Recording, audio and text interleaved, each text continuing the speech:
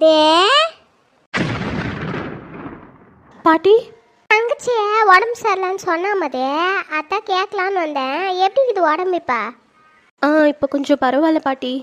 உக்காருமா, ஏன் நின்னேங்கிற? வா உக்காரு வா. ஐயோ இன்னைக்கு நான் செத்தேன். ஐயோ கிளவி வேற என்னத்த கேட்க போதுன்னு தெரியலையே. மதே, பாட்டியை மன்னிச்சிருமா.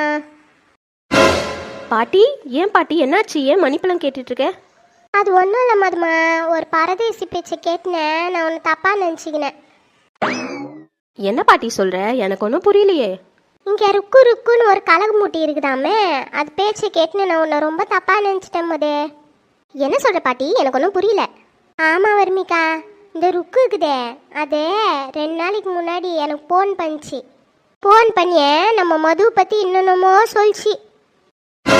என்ன பாட்டி சொல்கிற?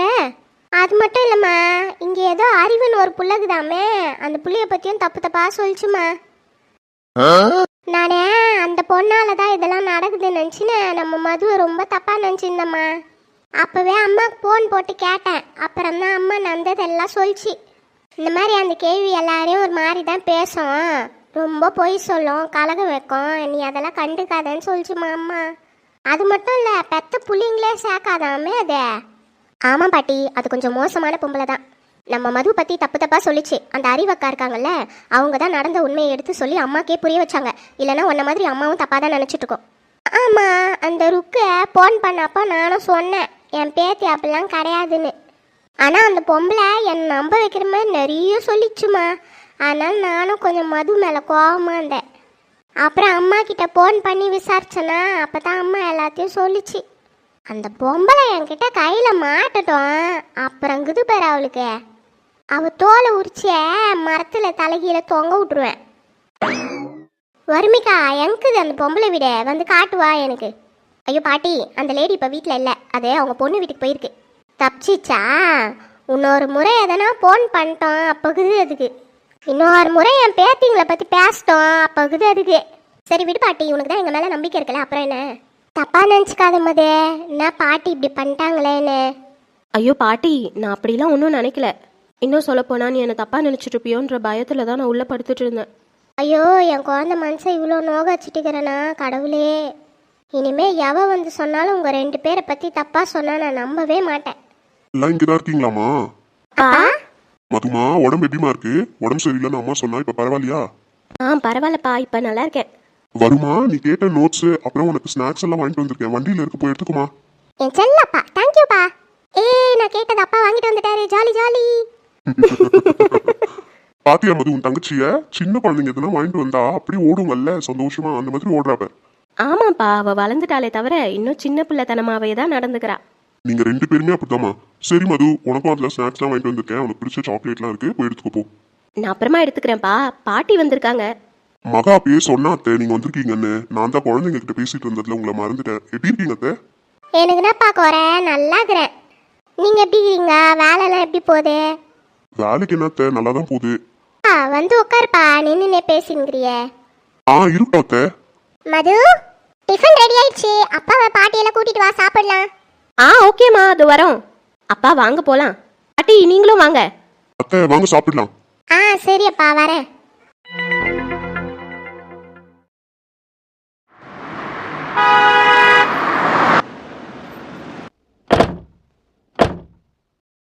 வாவ், எவ்வளோ பெரிய வீடு, சூப்பரா இருக்குல்ல? பின்ன இருக்காதா, என் பையனை பார்த்து பார்த்து கட்டிக்கிறான். ஆமா பாட்டி, சூப்பரா இருக்கு. நீ இப்பதான் இந்த வீட்டுக்கு ஃபர்ஸ்ட் டைம் வரலமா? ஆமா டாடி, இப்பதான் ஃபர்ஸ்ட் டைம் வரேன். மும்பைல இடுக்கமா கட்டின அபார்ட்மெண்ட்ஸ் எல்லாம் பார்த்துட்டு இந்த வீடு பார்க்கறதுக்கு பிரம்மாண்டமா இருக்கு டாடி. ஆமாமா, எவ்வளோ பெரிய வீடு பாரு, வெளியில தனியா கார்டன் எல்லாமே இருக்குல்ல. ஆமா டாடி, நம்ம வீடோட ரொம்ப பெருசா இருக்கு. இங்க நின்று பேசினேந்தா என்ன பண்றது? வாங்க உள்ள போலாம். பாட்டி, லக்கேஜ் எல்லாம் எடுத்துட்டு வருவேனா? அத அந்த டிரைவர் எடுத்துன்னு வருவான், வா போலாம். நான் உன்கிட்ட உன்னை கேட்கணும்னு நினைச்சேன்.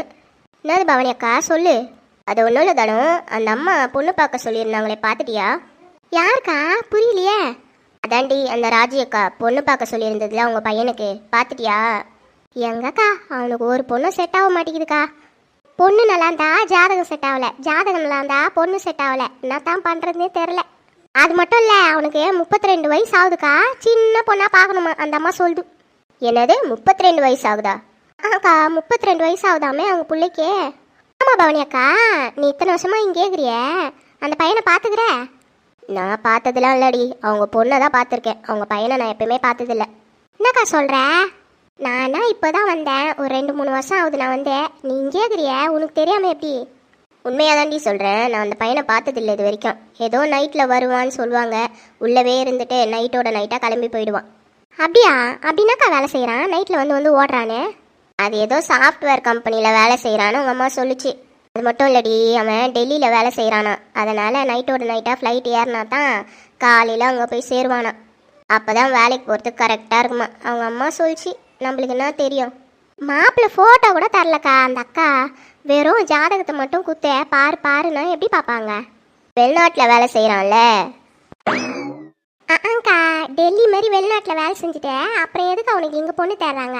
வெளிநாட்டிலே பார்த்து கட்டிக்க வேண்டியது தானே. டெல்லி வேற ஃபாரின் கண்ட்ரி வேற. அந்த மாதிரி ஃபாரின் பொண்ணா கட்டாம இவன் ஏன்க்கா இங்கே வந்து தேர்ந்துக்கிறான்? அது என்னவோ, ஆனால் ஆக மொத்தத்தில் அவனை கட்டிக்கு போகிற பொண்ணு ரொம்ப குட்டு வச்சபடி.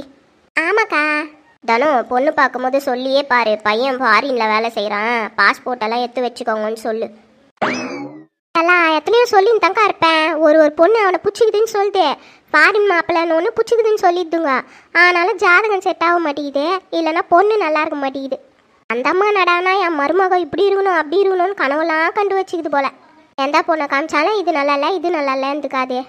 பார்க்கலாம், பையன் வருவான்ல, எப்படி தான் இருக்கான்னு பார்க்கலாம் இரு. எந்த பொண்ணு குத்து வச்சுக்குதோ டெல்லி மாதிரி ஃபாரினில் போய் வாழறதுக்கு. ஆமாக்கா, உங்கள் அக்கா பொண்ணு என்ன பண்ணுது? யாரு, மதுவா? ஆக்கா அதான், அவள் காலேஜ் முடிச்சிட்டாடி, இப்போ எங்கேயோ வேலைக்கு போட்டுக்கிறேன்னு சொன்னான்.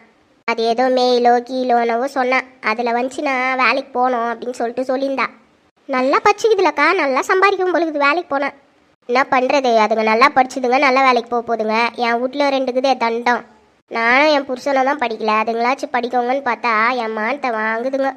என்ன தான் இருந்தாலும் எங்கள் அக்கா பசங்க மாதிரி வராது தானோ. அக்கா சும்மா நீ அதுங்களை சொல்லி சொல்லி பசங்களை வெறுப்பேற்றி நிற்காத. யார் யாருக்கு எவ்வளோ படிப்புன்னு ஆண்டவன் குத்துக்கிறானோ அவ்வளோதான்க்கா படிக்க முடியும். அதுக்கு மேலே படினா குழந்தைங்க எப்படி படிக்குங்க? அதுக்குன்னு இப்படியாடி ஒன்றுமே தெரியாமல் இருக்குதுங்க. நீ ஏங்க்கா கோவப்படுற? விடுக்கா. சரி ஏன்னா குழம்பு வச்சுக்கிறேன், ரசமும் மட்டன் தொக்கும் வச்சுக்கிறேன். சரிக்கா, பசங்களுக்கு கொஞ்சம் மட்டன் மட்டும் கொடுண்ணே. சரிடி, நீயே போய் கிச்சனில் போட்டுன்னு போ எவ்வளோ வேணும்னு. சரிக்கா. சரிம்மா, படுத்து தூங்குமா. ஏம்மா மகா, நான் ஒன்று கேட்டா? என்னம்மா கேட்கணும், சொல்லுமா. அது ஒன்றும் இல்லைம்மா, நம்ம மது படிப்பு முடிச்சிச்சில்ல, நல்ல மாப்பிள்ளையா பார்த்து கல்யாணம் பண்ணி வச்சிடலாமா பாரு. சும்மா இருமா, ஏம்மா இப்போ கல்யாணம்னு பேசின்னு இருக்க? இல்லைம்மா, எனக்கும் வயசாயிடுச்சு, நிறைய பேத்திங்களே என்ன இருக்குதுங்க, எல்லாத்துக்கும் கல்யாணம் பண்ணி பார்க்கணும். எங்கே இருக்குது நிறைய பேத்திங்க? என்ன ஒரு 100-150 பேத்தியா இருக்குது? இருக்கிறது 4 பேத்தி தானே. என்ன அவ்வளோ வயசு ஆயிடுச்சு அவங்களுக்கெல்லாம்? சின்ன பசங்க தானே, விடு பொறுமையாக பண்ணிக்கலாம். அது இல்லைம்மா, நம்ம சின்ன பாப்பா இருக்குதுல்ல, அவங்க பொண்ணு ஃபெயில் ஆகி போச்சுமா. அந்த வாணி பொண்ணு மறுபடியும் பரிச்சை ஏது வச்சாங்களாம், அதுலேயும் ஃபெயில் ஆயிடுச்சாம்மா. அதுக்கு பாப்பா சொல்லி நினச்சிம்மா, 2 வருஷம் வீட்டில் வச்சுக்கிட்டு அப்புறமா கல்யாணம் பண்ணி குத்துற போகிறேன்னு. அதான் மது தானே பெரிய பேத்தி, அவளுக்கு பண்ணாமல் அந்த பொண்ணுக்கு எப்படி பண்ண முடியும்னு கேட்டேன். அதுக்கு அக்கா கிட்ட போய் பேச கல்யாணத்துக்கு ரெடி பண்ண சொல்லுன்னு சொல்லுதுமா. ஓ, அதுக்கு தான் அங்கேருந்து வந்தியோ?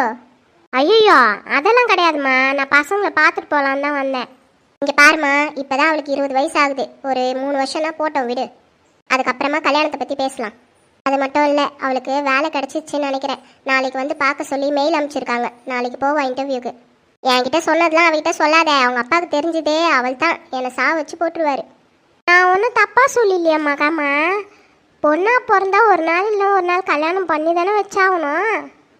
பண்ணலாமா, பண்ணலாம், அதுக்கெலாம் ஒரு வயசு வேணும்ல.